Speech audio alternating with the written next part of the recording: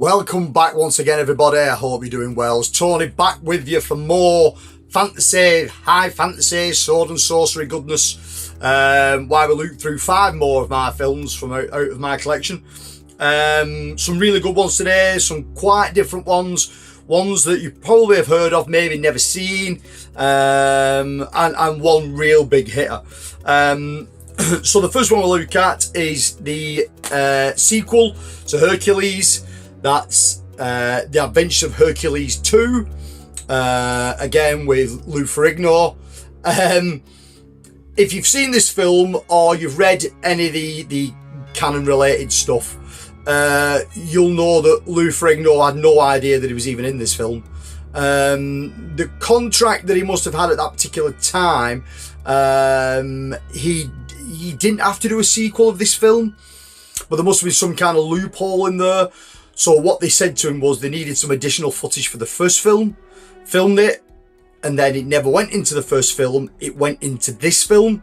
So he never got paid for this film and he never knew anything about it until years later when he actually sat down and watched it and went, shit, I'm in this film. How did that happen? Again, not as good as the first one. Not that the first one's that good. But just more sort of canon magic, really. They're entertaining. They are what they are.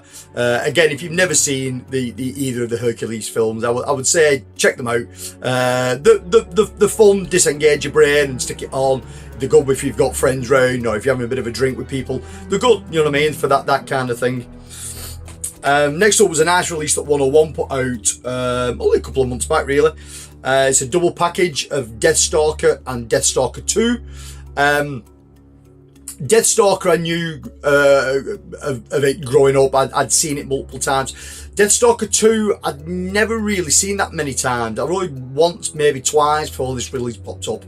But the artwork for Deathstalker 2 always reminded me of Golden Axe on the Sega Mega Drive or other Sega Mega Drive related games of that era. Now, whether it was the same artist or an artist that had copied this particular kind of art, I don't know. It does look like the same artist that did Barbarian Queen and others, the Roger Corman stuff. Deathstalker, the first film, is really, really good. Deathstalker 2 is okay, you know what I mean? It's not a patch on the first one, but it is watchable. Deathstalker 3 is absolute fucking toilet water. It is awful. Terrible, terrible film. Hence why I don't own a copy of it. But Deathstalker and Deathstalker 2 are actually really good. And it was nice that 101 put it out in this double pack. Now we hit a big hitter. This film is in my top 10 films of all time. Again, another film that I've watched that many times. I can recite it from beginning to end. One of the, if not the best soundtrack to a film of all time. And it is Highlander. Christopher Lambert and Sean Connery in this. Clancy Brown as the Kurgan. Just amazing film. More of a fantasy film than a sword and sorcery film, even though there is loads of swords in it.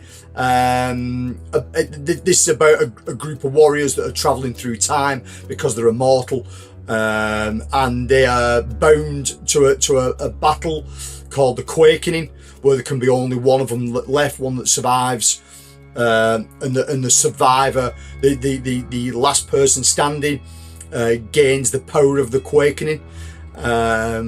And you don't really understand what the power of the Quakening is till the end of the film, but it's not what you think it is. Extremely good film. I have always loved this film. I absolutely adore it. Bizarrely, a Frenchman playing a Scot and a Scot playing a Spaniard doesn't really work. Shouldn't really work, but works tremendously.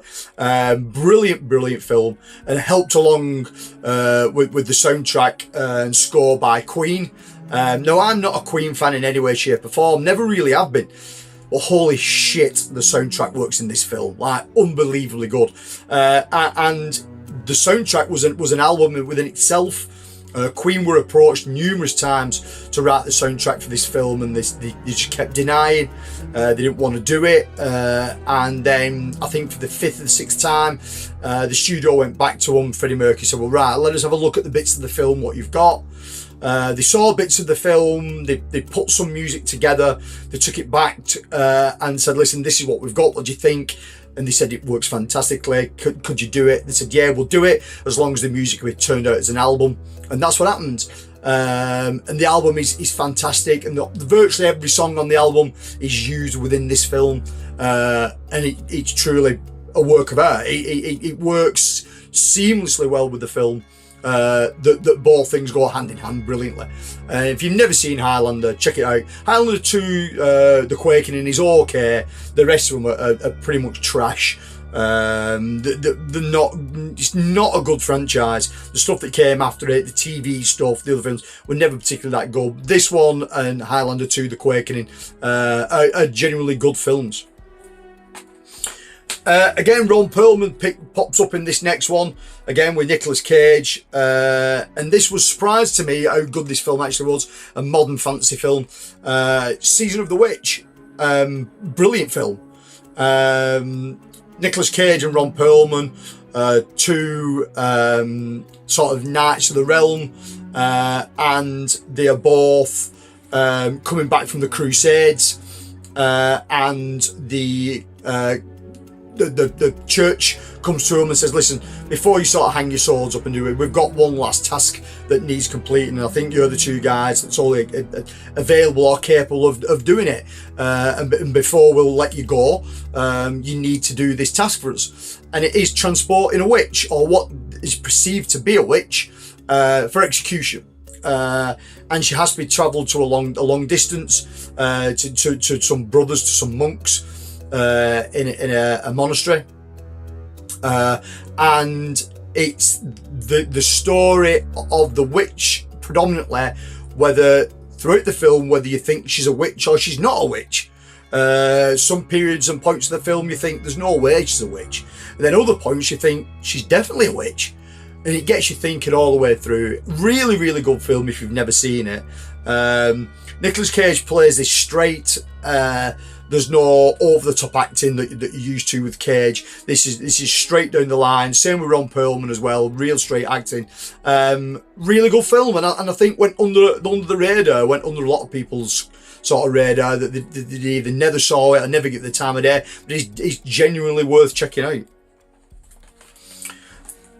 Myself and Brad over at 4K Tent Revival, we've championed this film from day one, it coming to streaming. I think this was a Shudder exclusive. I think it was. And I think there was only me and Brad had ever seen this film, and we just kept telling people how good this film was, and it is fucking brilliant. For an ultra modern fantasy film, this thing is great, and it is The Headhunter. I was delighted when 101 Films decided they was going to put this out on their red label. There's some nice little extras on there. It's not a super long film, it's only 72 minutes, but it's really good. It looks really good, it's really atmospheric. There's only like a couple of actors in the entire film. There isn't much dialogue in it. It's mainly the atmosphere and the music within the atmosphere that makes the film. The setting of it's really good. The props, whoever the prop master was on this, did a sterling job of how good this actually looks. Everything looks believable. The armour that the guy wears is fantastic. The sort of like trophy heads that he's got on the wall are brilliant too. If you've never ever seen it, check it out, give it a stream. I don't think you'll be disappointed. It's bags of fun. It's really good. That's Headhunter. Check it out. So the 5 for this episode were The Adventures of Hercules 2, Deathstalker 1 and 2, The Marvellous Highlander, Season of the Witch, and The Headhunter. Again guys, thank you very much for tuning in. Take care, I'll see you all again on the next one. Bye bye!